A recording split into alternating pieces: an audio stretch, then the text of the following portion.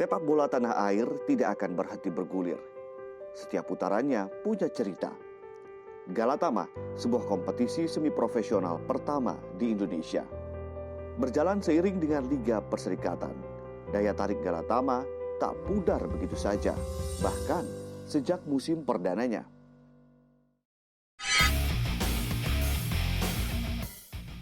Apa saja yang dapat direfleksikan pada era kemasan itu, dan bagaimanakah tantangan sepak bola nasional ke depannya? Dia harus mau menyadari bahwa profesi sepak bola ini bisa sebagian dari kehidupan dia. Apa sih sebetulnya legacy yang mereka turunkan? Selama kamu bersatu bersama-sama, siapa yang bisa ngalahin kamu? Inilah The Nation, sepak bola warnai Nusantara. Om Peter, apa Halo. kabar? Baik. Sekarang aktif melatih di UMS. Ya, di UMS saja aktivitasnya. Jadi dari semenjak awal karir sampai sekarang jadi pelatih sudah berapa tahun loh? Ya, hitung dari tahun 87. 87. Ya, itu di Kalimantan Timur. Sama-sama dengan Roni Pati waktu itu. Om Peter, selama 30 tahun ini malang melintang menjadi pelatih.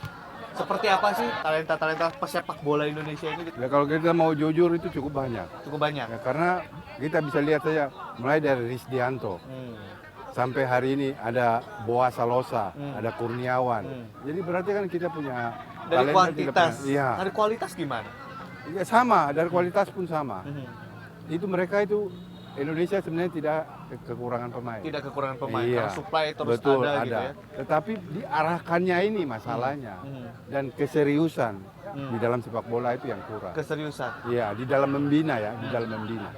Kalau dalam pembinaan usia dini, ketidakseriusannya itu dilihat dari mana Om? Kan sekolah-sekolah sepak bola juga Ya, banyak kan? betul, terutama dari masalah kepelatihan. Kita punya pelatih itu di sekolah sepak bola rata-rata metode kepelatihannya itu belum kompak. Belum, beda-beda. Ya, beda-beda. Memang sekarang itu ada, tetapi seperti mereka bilang Villanesia, tapi itu belum merata. Yang kedua itu soal sarana. Sarana. Ya, Ini sarana juga sudah sangat-sangat tidak memadai. Hmm. Bagaimana kita mau kasih latihan mereka itu lapangannya itu bagus. Kita passing saja bergelombang. Jadi itu sangat berpengaruh. Nah, manajemen kita juga tidak jelas. Gitu. Karena siapa yang mengatur siapa di situ. Ketika bicara soal pembinaan usia muda, suplai pemain, pelatihan pemain, lalu kemudian juga teknik pelatihan pemain, bagaimana manajemen sepak bola. Ketika sedikit bernostalgia di Warna Agung dulu, seperti apa yang bisa dipelajari sampai saat ini Om? Kalau di Warna Agung itu jujur aja itu pengaruh dari Pak Beni Mulyono sangat-sangat besar. Apa yang bisa di... Karena dia cara pendekatannya itu sangat-sangat manusiawi.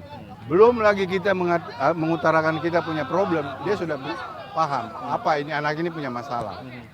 Kita merenung aja sedikit dia udah tahu kenapa, apa masalahmu. Jadi sangat pendekatannya secara personal. ya itu sangat-sangat tinggi. Oke. Om Peter, apa yang kemudian Om Peter alami di Warna Agung, kemudian nilai-nilainya Om Peter terapkan ketika mendidik bibit-bibit muda seperti ini? Jadi jujur aja saya waktu di Warna Agung, yang saya dapat dari pemain-pemain senior, itu bagaimana kita berkomunikasi dengan para pemain senior. Pengalaman mereka. Bukan hanya pengalaman bermain, pengalaman mereka dengan pelatih mereka, terutama sama Pak Risdianto, itu paling banyak, sama Roni Pati. Pemain itu harus terbuka kepada siapa saja, karena sepak bola itu tidak ada yang tersembunyi. Om Peter masih punya harapan tidak sih pada persepak bolaan Indonesia ke depan? Ya, kita selalu hidup dari sepak bola, jadi sangat-sangat berharap, Sangat-sangat berharap. untuk sepak bola itu maju, walaupun dengan perkiraan yang belum pasti. Tapi kalau misalnya kita memperbaiki Om, hal pertama yang harus dilakukan itu apa sekarang? Nah, itu yang harus dibenahin itu pertama soal manajemen. Karena di sekolah sepak bola tidak ada punya induk. Jadi sekarang sekolah-sekolah bola ini hanya untuk menjaga kesehatan saja, bersenang-senang, rekreasi begitu anak-anak kecil, Ya, tidak kemudian punya ambisi untuk bisa seperti begitu akhirnya. Karena di dalam membentuk mereka ini kita tidak ada keseriusannya. Walaupun juga ada nilainya juga yang kita dapat dari hal itu. Karena biar bagaimana di dalam mengumpulin mereka itu kan tidak secara langsung kita mencoba memperbaiki sosial skill mereka. Oke. Kalau soal pemain, dia harus mau menyadari bahwa profesi sepak bola ini bisa sebagian dari kehidupan dia. Kalau dari pelatih, dia harus lebih banyak menimba ilmu. Karena tidak akan berhenti sepak bola ini. Karena kalau kita tidak ikutin perkembangan sepak bola ini berkembang terus. Terutama metode kepelatihannya. Kalau Om Peter dikasih challenge melatih tim sepak bola di Indonesia dengan melatih tim sepak bola di luar negeri, mana yang lebih mudah menurut Om? Ya jelas di luar negeri lah. Kenapa? Karena di sana kita udah pasti soal materi. Materi kita tidak ragukan. Terus yang kedua, soal pendanaan. Kalau sebagai pelatih kita punya hak di dalam memilih, memutuskan hubungan dengan pemain. Tapi kalau di Indonesia kita begitu datang, kita langsung melatih. Ini timnya. Ya, ini Mau timnya. tidak mau. Mau dan tidak mau. Dengan segala macam Dengan segala kompakan dan macam. Nah, ketidakkompakan. itulah. Nah, begitu kita sudah mulai mengerti, selesai kompetisi, kita juga out. Jadi kita tidak ada kepuasan. Nah, itu sayang di situ. Bagaimana bisa kita hanya latih satu musim? Tidak mungkin lah. Ini kalau pembinaan betul, di PSSI kerja betul. Pembinaan di daerah-daerah tuh banyak pemain-pemain bagus.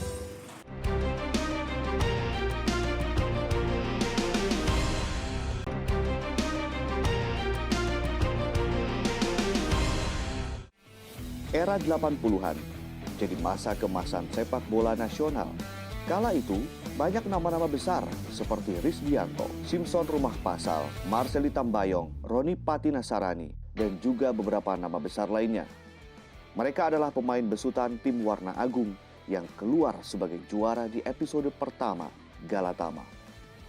Bagaimanakah Benny Mulyono dan Dr. Endang Witarsa melatih, merawat hingga menyematkan nilai-nilai positif pada setiap pemainnya?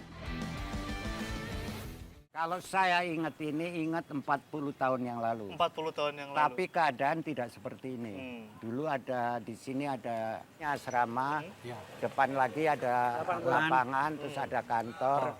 Di sisi kiri kita ini pabrik. Pabrik Warna Agung. Pabrik cat. Jadi dulu pabrik, tempat latihan, lapangan, asrama menyatu di sini ya? Sama kantor. Sama kantor. Jadi berapa tahun tinggal di sini dulu di mes dan segala macam?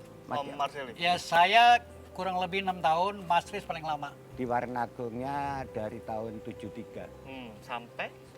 Sampai akhir mereka pabrik ini selesai tahun 90. Tahun 90. Pindah ke Tangerang ya. 20 Jadi saya nggak pernah keluar dari Warna Agung, malah ditinggal sama Warna Agung ke Tangerang. 20 tahun lebih. Jadi 20 tahun di klub Warna Agung juga ya? Ya, Ya. 17 tahun. 17 tahunan ya. Terlihat sangat kompak, sangat setia pada tim. Nilai-nilai yang ditanamkan dari awal apa sih sebenarnya Mas Sudianto? Kalau lihat Pak Benny memperlakukan teman-teman ini. Kalau kita ini kan berbagai suku. Tapi begitu hebatnya Pak Benny itu dalam menghadapi begitu banyak suku, dia bisa adil. Selama kamu bersatu bersama-sama, siapa yang bisa ngalahin kamu? Nah, itu bahasa Pak Benny. Punya kenangan apa kalau Mas Sudianto? Seperti saya pernah main di Hong Kong. Kebetulan nggak tahu ada teman yang pulang dari Hong Kong ke sini. Dia bilang Pak Benny bahwa Risdianto itu mau pulang juga itu. 2 hari sesudah itu Pak Benny sih bisa muncul ngetok rumah saya itu yang di Hong Kong. Saya buka, saya kaget ada Pak Benny. Jadi begitu saya butuh dukungan, dia ada. Om Budi mungkin ada cerita lagi soal keuangan Dulu kantor saya ini. pernah sakit ya. Jadi waktu sakit tuh saya main di senayan jatuh, terus nggak bisa jalan. Terus saya itu dibeli obat sama Pak Benny dari Hong Kong. Sakit berapa lama tuh? 2 tahun. Nah, selama 2 tahun itu saya tetap dikirimin gaji tetap. Sampai saya saking malunya, begitu sembuh saya ke Jakarta ke kantor. Saya bilang sama kasirnya itu, Tante Rais, Tante Rais. Saya jangan digaji, saya udah keluar. Kenapa Bud? Ini suruhan Pak Benny kamu tetap gaji, saya nggak usah udah keluar. Akhirnya berhenti kan. Kalau enggak terus aja tuh. Enggak. Oke. Iya. Kalau Om Marceli, Saya nggak bisa lupakan, saya selain main bola dia tanya, kamu mau sekolah? Sekolah, kerja. Sampai saya di sekolahin sama dia, tadi tidak ada niat sekolah, sampai ke S1. Itu yang saya nggak lupakan, menjadikan saya ini untuk ke masa depan tuh Punya dia bekalin. bekal. Dia bekalin. Jadi Dibayari. dia nggak lihat bola aja, dia lihat orang ini maunya potensi kemana, dia bisa tahu. Menguangkan orang itu memang nggak semua sembarang orang punya jiwa itu. Selain kepeduliannya pada setiap pemain, Benny Mulyono juga mampu menyeimbangkan neraca pemasukan tim agar mandiri, tanpa harus merugikan maupun memprioritaskan keuntungan perusahaan. Om ini kan dari ada yang dari Papua segala macam ya. Iya, Kumpul di sini di mes semua atau gimana waktu itu? Pada waktu itu ya Di mes Di mes, kalau yang udah punya keluarga baru di rumah masing-masing. Dikasih rumah. diberi rumah. Iya, diberi rumah. Cara diberi rumahnya gimana Tahu tuh? saya, ya Pak Wali, Mungkin Pak Sri tahu. gini, kan ada proyek misalkan di Tangerang, apa namanya rumah sih Mbak? Batu Ceperinda. Di Batu Ceperinda itu dia mengecat, biasanya dibayar rumah. Kompensasinya Berapa dikasih unit? rumah Dibayar berapa unit. unit? Berapa unit, nah itu Kasih pemain. dikasih, ada pemain dikasih, ada juga pegawai yang lain juga dikasih. Dan itu yang terjadi pada pemain kita, Warna Agung, gitu. Ada dapat rumah Dapat rumah, jadi hasil dari barter diberikan kepada pemain. pemain. Pemain. Jadi kalau hasil penjualan tiket juga. Oh iya, itu di Senayan biasanya. Nah itu kamu Kita cerita. kalau Galatama dulu Senayan kan penontonnya banyak. Kita kalau masuk lapangan melihat dulu penonton. Banyak banget. Banyak. Berarti Berarti kita Ada dapat harapan. banyak. Karena uang tiket itu setelah dipotong sewa pajak lapangan semuanya dikasih pemain. Bonus semua full. Jadi Pak Benny kantor itu nggak ngambil kantor nggak sepeserpun. ngambil, manajemen nggak ngambil. Terus mereka dapat untungnya dari mana? Punya klub Ya seperti karena Warna Agung ini. enggak, ya mungkin Mungkin untuk Iklannya. memasarkan, memperkenalkan Promosi lewat gitu. kita, via Oh. kita. Warna Agung. Satunya untuk Jadi kalau promosi. pertandingan ke daerah-daerah justru teman-teman inilah yang akan nanti Oh, iya, mempromosikan. Karena dulu pelosok-pelosok. mungkin nggak ada iklan kali ya. enggak ada. Nah, zaman dulu belum Kita ada. turun ke Jawa Tengah, di spanduk-spanduk tuh ada bunyi nang dindi ono dekolin. Enggak Oh. ada pemain itu dipasang, pemain ini nama-nama itu main lawan Oke. gitu. Kalau Om lihat sekarang klub-klub sekarang tuh sumber keuangannya jelas tidak? Kalau saya sih bingung itu. Begitu pengeluaran banyak, kok bisa hidup ya klub itu. Saya bingung. Itu pengetahuan saya nggak nyampe ke arah situ. Apa yang di klub-klub sekarang, klub-klub sepak bola, klub-klub olahraga yang tidak ada, tapi kemudian waktu dulu di tempat kalian ini ada? Kalau bagi saya goodwill-nya Pak Benny itu tidak ada yang bisa seperti dulu. Nah sekarang kan goodwill-nya itu disupport sama donatur, sponsor, tiket. Dulu enggak. Nah, dulu Pak Benny goodwill-nya menjadikan orang pemain di Warna Agung itu muncul sebagai untuk kontribusi sepak bola Indonesia itu muncul dari Warna Agung. Itu ternyata terbukti juara kita. Pak Benny diangkat jadi tim manajer PSSI. Ya. Pak pemainnya juga Mas Riz juga dari Warna Agung. Itu juga juara. Dia jadi manajer tim nasional. Itu kontribusi. Jadi nggak lihat lagi dari sponsor, dari hatinya untuk membangun sepak bola Indonesia itu muncul.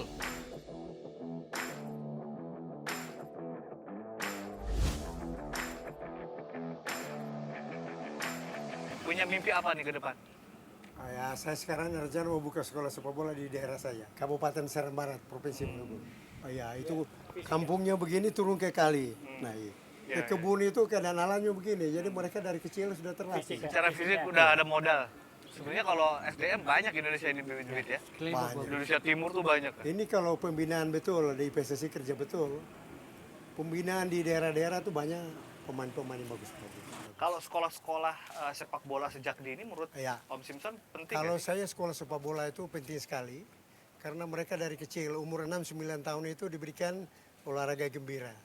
Mulai 10 tahun ke atas sudah mesti latih bola, bagaimana main bola yang bagus.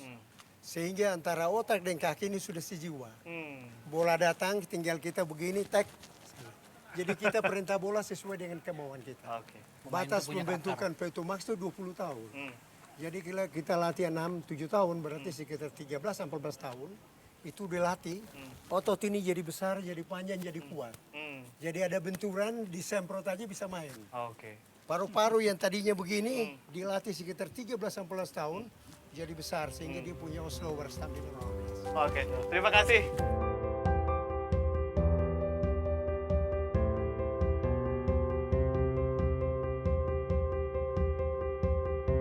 Memang harus menjadi dasar yaitu pelatih, wasit, dan pemain.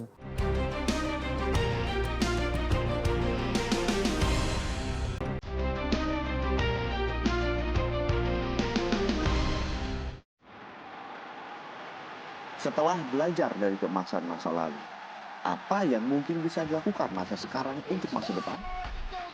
PSSI sebagai wadah pemersatu sepak bola nasional sudah sepatutnya memiliki visi. Lalu apa saja yang sudah dilakukan? Masihkah ada elan dalam sepak bola kita ke depan?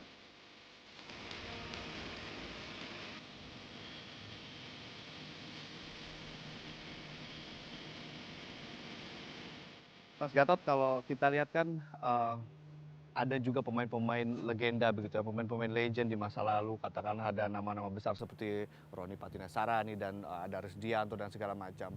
Apa sih sebetulnya menurut PSSI legacy yang mereka turunkan sehingga kemudian sepak bola Indonesia ke depannya juga bisa lebih baik? Ya, kalau dari historisnya kan memang mereka sukses ya membawa nama Indonesia ke panggung dunia. Nah, inilah yang memberi motivasi sebenarnya generasi berikutnya. Nah, cuman untuk mencapai ke sana memang butuh kerja keras yang lebih lah. Sejak tahun 2017 kita PSSI juga menyiapkan kurikulum sepak bola Indonesia. Dan kita sudah menghasilkan namanya Villanesia. Nah, ini akan dikembangkan dan kita juga kemarin juga kerjasama dengan Dikbud dengan memberikan kursus buat beberapa guru-guru olahraga. Ikutkan kursus PSSI, kita berikan lisensi sehingga nanti mereka bisa melatih di sekolah-sekolahnya dengan standar yang kita mau, yaitu dengan kurikulum Villanesia itu.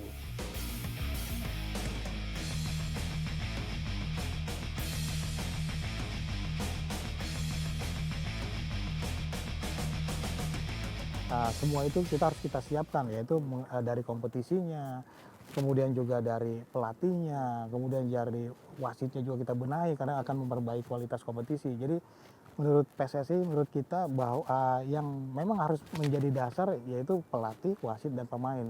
3 komponen inilah yang kita coba benahi sehingga nanti secara perlahan-lahan ini akan saling berkesinambungan. Artinya gini, kita mau menghasilkan tim nasional yang baik, ya kan? Tentu saja membutuhkan bahan baku yang baik pula. Bahan baku itu dari mana? Ya anak-anak itu tadi. Anak-anak itu bisa seperti itu bagaimana? Ya tentu dari pelatih-pelatih yang berkualitas. Nah, dengan pelatih yang berkualitas, anak-anak yang baik, maka mereka butuh kompetisi. Karena memang kita nggak akan ngomongnya akan habis kalau nggak ada kompetisi. Nah, ini kompetisi yang jadi kita bikin. Nah, sekarang bagaimana membuat kompetisinya? Yang harus bisa link dari usia kelompok umur nanti sampai ke tim nasional. Nah, selama ini di Indonesia adalah yang berkembang SSB, sekolah-sekolah sepak bola. Itu tidak ngeling. Nah, itu tidak ada linknya. Jadi di sana berkembang. Nah, ini nggak ada wadahnya. Makanya kita push juga, kita dorong juga klub-klub Liga 1, Liga 2 nantinya juga membuat akademi sepak bolanya sehingga nanti itu antara akademi dari klub-klub anggota PSSI di Liga 1, Liga 2. SSB akan dibiarkan begitu saja? SSB nggak apa-apa. Nah, nanti SSB itu bisa menjadi sumber bahan baku buat dari akademi-akademi itu.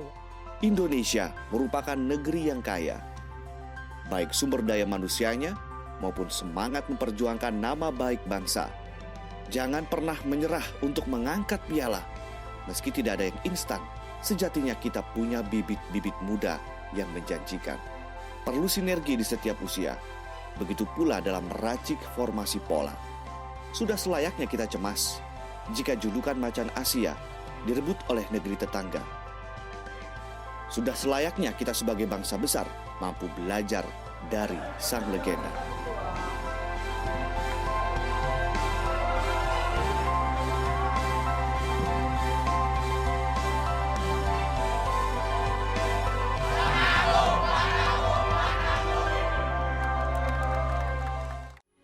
Metro TV, knowledge to elevate.